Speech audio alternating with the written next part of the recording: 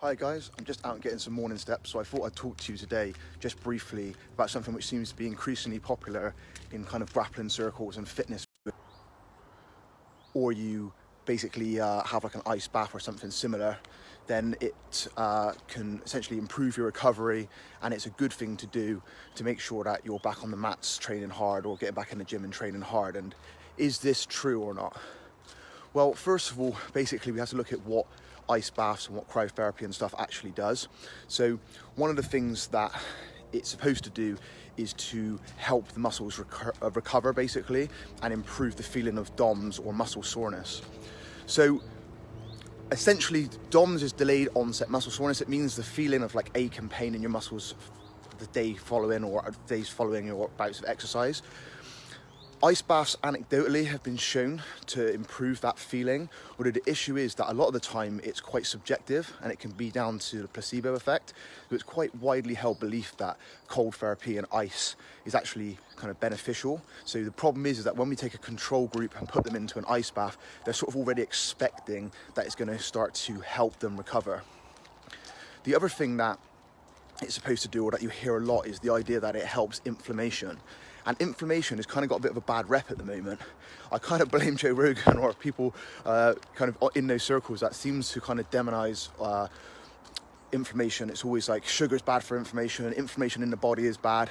Well, inflammation is essential in the body, and there's going to be too much inflammation, but there's also going to be too little inflammation. We want a decent amount of inflammation, and inflammation is going to be basically essential for recovery and for adaptations in the body. So if we could get to the point where we dampen all inflammation in the body, you'd find that you'd very rarely get any positive adaptations to your training stimulus.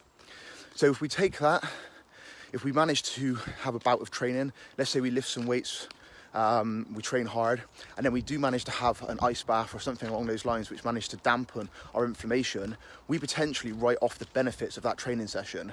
So in simple terms, let's say I went to the gym and I did a bout of squats and I was hoping to improve my strength and maybe my hypertrophy in my legs. If I dampen my inflammation effect via cold therapy, I probably will not get much stronger or much hypertrophy in my legs compared to if I did something different. So cold therapy is only useful up to a point. One of the things that can be more beneficial is some very light active cardio after training. So if I use the squat example, instead of basically finishing that squat session by jumping in a cold bath for 10 minutes, I may be better off cycling on a stationary bike, really chilled out pace for about 10 minutes.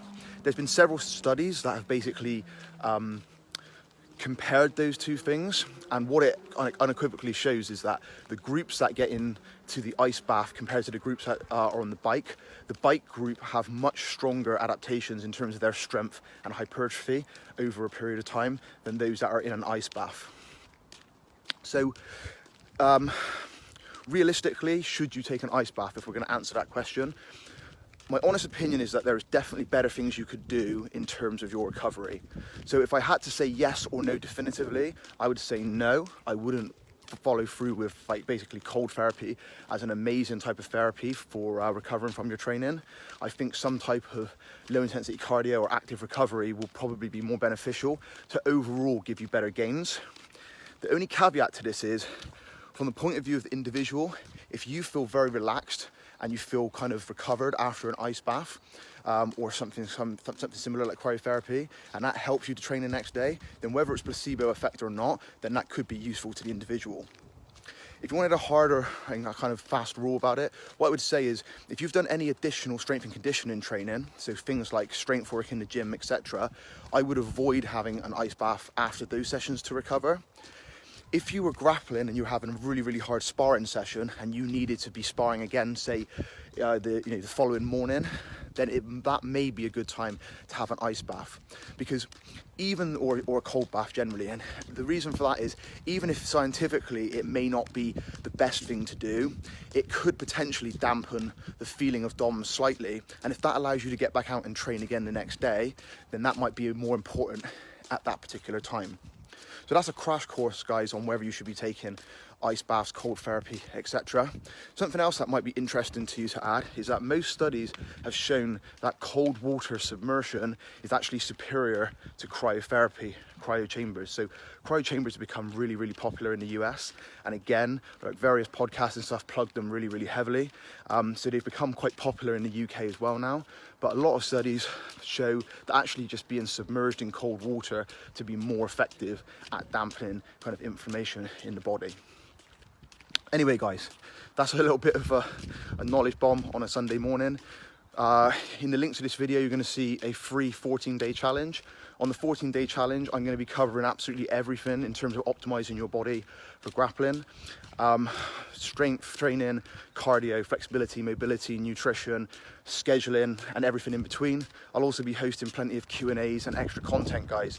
The group will be completely free of charge. It's only 14 days. If you're listening to this video and you'd like to know more about how to optimize your body for grappling, click on the link, fill out your email address, and I'll drop you an email when we're about to go live. Have a great weekend, guys.